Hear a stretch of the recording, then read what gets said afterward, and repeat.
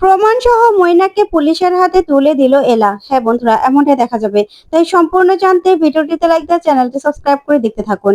গল্পের শুরুতে দেখা যাবে এলা আর গোরা বেরিয়ে যায় বাড়ি থেকে সঞ্জয়ের কাছে যাওয়ার জন্য। এলা বারবার করে সঞ্জয়কে ফোন করতে থাকে, কিন্তু সঞ্জয় কিছুতেই ফোনটা ধরে না। তখন এলা বলে, না মিস্টার সেন, কিছুতেই সঞ্জয় ফোনটা ধরছে না। আমি বাকি স্টাফদের যে ফোন করব, তারাও তো নেই, সিকিউরিটি গার্ডকে ফোন করে দিচ্ছি। তখন এই সিকিউরিটি গার্ডকে ফোন করে এলা। ওইদিকে দেখা যাবে সঞ্জয় মৈনাকের মুখোশটা খুললে মৈনাককে দেখে চমকে যায় আর বলে, মৈনাক স্যার আপনি? তখনই মৈনাক সঞ্জয়ের গলা চেপে ধরে রশি দিয়ে আর বলে, আমার জায়গা তুই নিবি? তুই কি ভেবেছিস তোকে আমি ছেড়ে দেব? এত কষ্ট করে তিল তিল করে আমি গড়ে তুলেছি আমার জায়গাটা, আর তুই এসে নিজের দক্ষতা দিয়ে গড়ে তুলবি? এটা তো হতে পারে না। ওইদিকে এলা সিকিউরিটি গার্ডের সঙ্গে কথা বলে আর জানতে পারে সঞ্জয় একা আছে আর সিকিউরিটি গার্ড খেতে গেছে। তখন এইদিকে মৈনাক মৈনাক সঞ্জয়কে বলে, তোকে তো মরতেই হবে, তুই আমার জায়গাটা কিছুতেই নিতে পারবি না। আমি আমার জায়গা কিছুতেই তোকে দেব না, বুঝতে পেরেছিস? তুই খুব ভালো কাজ করবি, তাই তো? তোকে দেখাচ্ছি মজা। ওইদিকে গোরা বলে, কি হয়েছে? তখন এলা বলে, মিস্টার সেন, আমার না কেন যেন ভয় করছে, মনটা কু ডাকছে, চলুন তাড়াতাড়ি করে। এই বলেই গোরাকে তাড়াতাড়ি গাড়ি চালাতে বলে। ওইদিকে মৈনাক সঞ্জয়কে রশিতে বেঁধে তারপরে ফ্যানের সঙ্গে ঝুলিয়ে দেয় আর বলে, এবার শেষ, শেষ, সঞ্জয়ের খেলা শেষ। এবার আমার জায়গাটা আমি ফিরে পাবো, কিছুতেই আমার জায়গাটা আমি অন্য কাউকে নিতে দেব না। এলা, তুমি কি ভেবেছো তুমি সেনবাড়িকে আমার হাত থেকে বাঁচাবে? পারবে না। তখন এই বলে সেন সঞ্জয়কে ফ্যানের সঙ্গে ঝুলিয়ে দেয় মৈনাক আর হাসতে থাকে। ঠিক তখনই এলা আর গোরা গাড়ি নিয়ে সেখানে পৌঁছে যায়। গাড়ির শব্দ পেয়ে মৈনাক বেরিয়ে যায়। ওইদিকে এলা তাড়াহুড়ো করে আসতে গেলেই সেখানে মোবাইলটা পড়ে থাকতে দেখে। তখন মোবাইলটা উঠালেই দেখতে পায় সেটা সঞ্জয়ের মোবাইল। তখন গোরা বলে, এটা তো সঞ্জয়ের ফোন। তখন গোরা সঙ্গে সঙ্গে ভিতরে ঢুকে যায় সঞ্জয় সঞ্জয় করে ডাকতে ডাকতে। ওইদিকে মৈনাক লুকোতে চায়। তখনই মুখোশটা পরে সেখান থেকে লুকোতে গেলে এলার হাতে ধরা পড়ে আর এলা বলে, কে আপনি? এখানে কেন এসেছেন? আপনি এই ওয়ার্কশপে কি করছেন? কে আপনি? তখনই মৈনাককে একটা লাঠি দিয়ে মারতে যাবে, তখন মৈনাক ধুলো ছুঁড়ে সেখান থেকে পালিয়ে যায়। তখন এলা বলে, কে এটা? না না, আমার তো মনে হচ্ছে কিছু একটা গন্ডগোল আছে। এই বলে এলা ছুটে যায় গোডাউনের ভিতরে। তখন সেখানে গিয়েই গোরা দেখতে পায় যে সেখানে ঝুলন্ত অবস্থায় আছে সঞ্জয়। তখন গোরা বলে, এলা, এটা কি হলো? তখন এলা বলে, মিস্টার সেন তাড়াতাড়ি ওকে নামান। তখনই দেখা যাবে গোরা গোরা সঞ্জয়কে নামিয়ে নেয়। তখন সঞ্জয়ের পালস আছে দেখেই গোরা বলে, এলা তাড়াতাড়ি অ্যাম্বুলেন্স ডাকতে হবে। ওইদিকে দেখা যাবে সাংবাদিকরা সবাই সবাই চারপাশ ঘিরে ফেলে আর বলে, সেনগুপ্তদের এখানে এই একটা স্টাফ যে কিনা নতুন দায়িত্ব পেয়েছিল, সেই নিজে সুসাইড করলো, কিন্তু কেন? এদিকে দেখা যাবে গোরার বাবা আর দাদু সেই নিউজ দেখছিল। তখন মৈনাক সেখানে আসে, সেই বলে, আমি যখন ওখানে ছিলাম, আমি যখন দায়িত্বে ছিলাম, তখন তো এরকম কোনো কাজ ঘটেনি। আজকে হঠাৎ করে সুসাইড করলো কেন সঞ্জয়? তখন আলিয়া বলে, তোমার মতো দায়িত্বরততা কেউ নেই, তুমি তো অনেক নিজের কর্তব্যটা ভালোভাবে পালন করেছো।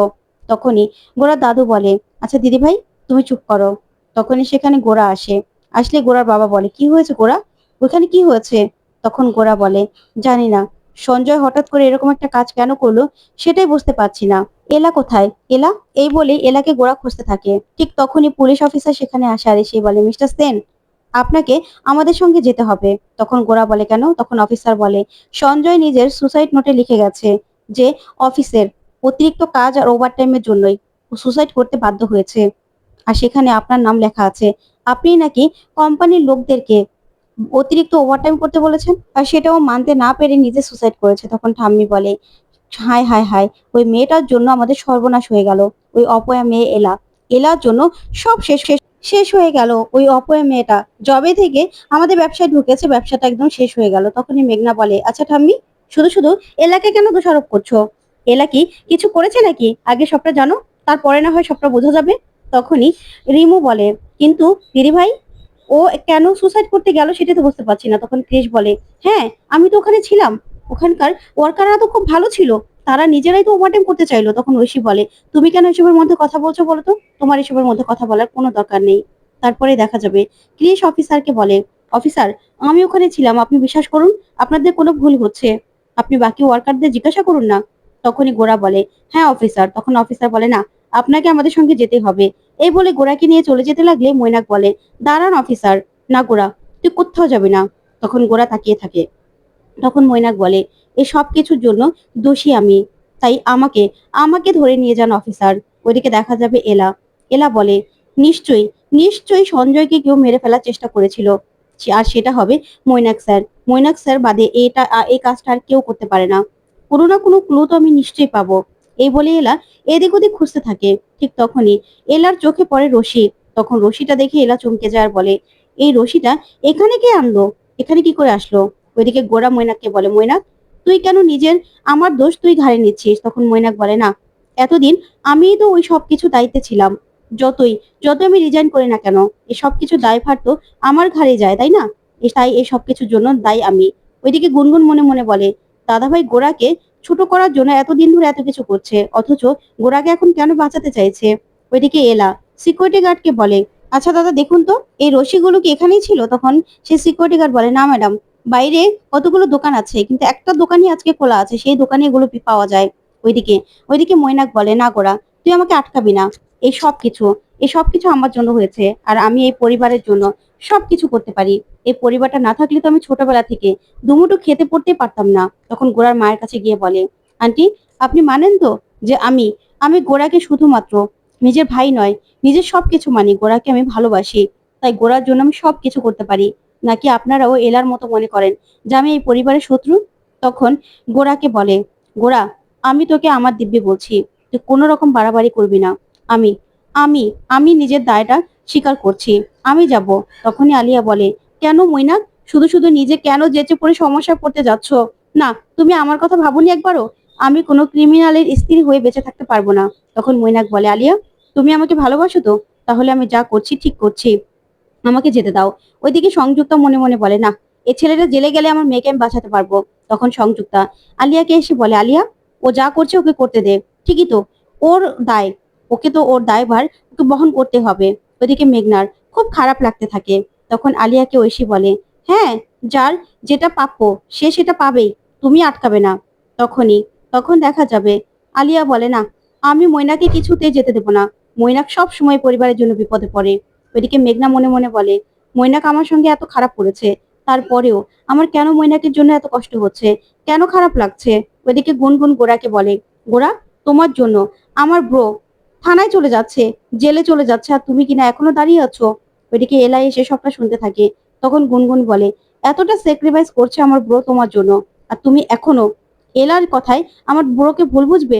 এলা কি পারতো এতটা স্যাক্রিফাইস করতে? তখন এলা বলে, এগুলো কি স্যাক্রিফাইস করা হচ্ছে না ব্রেন ওয়াশ করা হচ্ছে? তখন মৈনাককে এসেই এলা বলে, কি ব্যাপার মৈনাক স্যার, এগুলো কি করা হচ্ছে সেটাই তো জিজ্ঞাসা করছি। না হলে যেটা যেটা মার্ডার কেস, সেটাকে কেন সুসাইড বলে চালানো হচ্ছে? তখন গোরার মা বলে, কি বলছো তুমি এলা? তখন এলা বলে, হ্যাঁ মামুনি, এটা না একটা মার্ডার কেস, এটা কোনো সুসাইড নয়। সঞ্জয় কেন কেন মারা যাবে? সঞ্জয় মরতে চায়নি নিজে নিজে, সঞ্জয়কে কেউ মারতে চেয়েছে। তখন এই বলে রশিটা হাতে দেখায়। তখনই তখনই মৈনাক এলাকে বলে ওঠে, কি ব্যাপার, এই এভিডেন্স তোমার হাতে কেন? এটা তো পুলিশের হাতে থাকার কথা, তুমি এটাতে হাত দিয়েছো কেন? তখন এলা বলে, কেন মৈনাক স্যার, আপনি কি করে জানলেন এটাই এভিডেন্স? আপনি তো ওখানে জানোনি। তখন তো গুনগুন ভয় পেয়ে যায়। তখন এলা বলে, হ্যাঁ, আমি আর মিস্টার সেন ওখানে ছিলাম, আপনি তো জাননি ওখানে, তাহলে আপনি কি করে জানলেন যে এটা দিয়েই সঞ্জয় নিজে গলায় রশি দিয়েছিল, ফাঁস দিয়েছিল? তখন গোরা বলে, এলা কি বলছেন আপনি? তখন এলা বলে, হ্যাঁ মিস্টার সেন, সঞ্জয় যেখানে সুসাইড করতে চেয়েছিল সেখানে আমি আর আপনি ছিলাম, মৈনাক স্যার তো সেখানে ছিল না। তাহলে উনি কি করে জানলো যে এই রশিটা দিয়েই সঞ্জয় নিজে গলায় দড়ি দিয়েছিল? কি করে জানলেন আপনি? আপনার তো জানার কথা না। আর এটাই যে এভিডেন্স, সেটাই বা আপনি কি করে জানলেন সেখানে না গিয়ে? তখন মৈনাক ভয় পেয়ে যায়। ওদিকে ঠাম্মি বলে, তুমি আবারও এটা শুরু করলে? নির্দোষ মৈনাক, মৈনাককে তুমি কেন বারবার করে এরকম ভাবে ফাঁসাতে চাইছো বলো তো? কেন তুমি এত কথা বলছো? তোমার এত কথার কি দরকার? মৈনাক মৈনাককে তুমি কিভাবে কিভাবে ফাঁসানোর চেষ্টা করছো সেটা তো আমি বুঝতে পারছি। তুমি এইভাবে ছেলেটাকে ফাঁসাতে চাইবে না। তখন এলা বলে, না ঠাম্মি, আমি না ওনাকে ফাঁসাতে চাইছি না। এই যে রশিটা দেখছেন, এই রশিটা এই রশিটা দিয়েই সঞ্জয় সঞ্জয়ের গলায় ফাঁস দেওয়া হয়েছিল। তাহলে মৈনাক স্যার তো আর সেখানে ছিল না। তাহলে মৈনাক স্যারের তো এই রশিটা চেনারও কথা নয়, আর জানারও কথা নয়। তাহলে মৈনাক স্যার কি করে জানলো যে এটা এভিডেন্স? তখন তখনই সেখানে যে দোকান থেকে রশিটা কিনে আনা হয়, সেই দোকানের মালিককে নিয়ে মীরা চলে আসে। তখন মীরা বলে, এই হলো মিলন, ওনার দোকান থেকে এই রশিটা কিনা হয়েছিল। ঠিক তখনই মৈনাক ভয় পেয়ে যায়। সেখান থেকে পালাতে চাইলে এলা বলে, কি মৈনাক স্যার, আপনি যাচ্ছেন কেন? উনি তো এখন দেখবে, আপনি দাঁড়িয়ে থাকুন না এখানে, আপনি ভয় পাচ্ছেন কেন? তখনই সেই মিলন সবাইকে দেখে মৈনাকের সামনে গিয়ে বলে, ম্যাডাম, এই যে ওনার মতোই লম্বা ছিল, যে এই রশিটা কিনেছিল, আর গায়ের রংটাও এরকমই ছিল, কিন্তু মুখে মাস্ক পরা ছিল সেজন্য দেখতে পাইনি। তখন গুনগুন বলে, মানে আমার দাদার মতো লম্বা ছিল, এরকমই গায়ের রং ছিল, মানে যে কেউ হতে পারে, সেটা আমার দাদাকে কেন মিন করে বলা হচ্ছে? তখন এলা বলে, একটু গুনগুন, তুমি কি বুঝতে পারছো না কেন বলা হচ্ছে? শোনো, এটা না একটা মার্ডার কেস, এটা কোনো রকম কোনো সুসাইড নয়। সেটাকে চালানোর চেষ্টা করলে, যারা চেষ্টা করেছে সেটা তো আমাদের দেখতে হবে, তাই না? আর মৈনাক স্যারই বা কি করে জানলো যে এখানে এখানে এই রশি দিয়ে সঞ্জয় মারা গিয়েছিল? তখন অফিসার বলে, ম্যাডাম, আপনি কিন্তু কেসটাকে অন্যদিকে ঘোরানোর চেষ্টা করছেন। তখন এলা বলে, না অফিসার, আমি অন্যদিকে চেষ্টা করছি না ঘোরানোর, কারণ সঞ্জয় কিছুতেই সুসাইড করতে পারে না। তখন গোরা বলে, হ্যাঁ অফিসার, আমি আপনাকে সেটাই বোঝানোর চেষ্টা করছি। তখন অফিসার বলে, দেখুন, যা তদন্ত করার আমরা করব, এখন সুসাইড নোটে আপনার নাম লেখা আছে, আপনাকে আমাদের সঙ্গে যেতে হবে। তখন এলা বলে, সুসাইড নোট, সেটা কোথা থেকে আসলো? তখন অফিসার বলে, আমি পেয়েছি। তখন এলা বলে, সুসাইড নোট কেউ লিখে অন্য কাউকে দিয়ে রশি কিনে এনে তারপরে নিজে সুসাইড করবে? সেটা হতে পারে না। আর সুসাইড নোট কি করে হলো বলুন তো? কারণ যে রশিটা বাঁধা ছিল সেটা ডান হাত দিয়ে বাঁধা ছিল, সঞ্জয় তো বাঁ হাতে ছিল, তাহলে সঞ্জয় ডান হাত দিয়ে কি করে রশিটা বাঁধবে সেটা বলুন তো?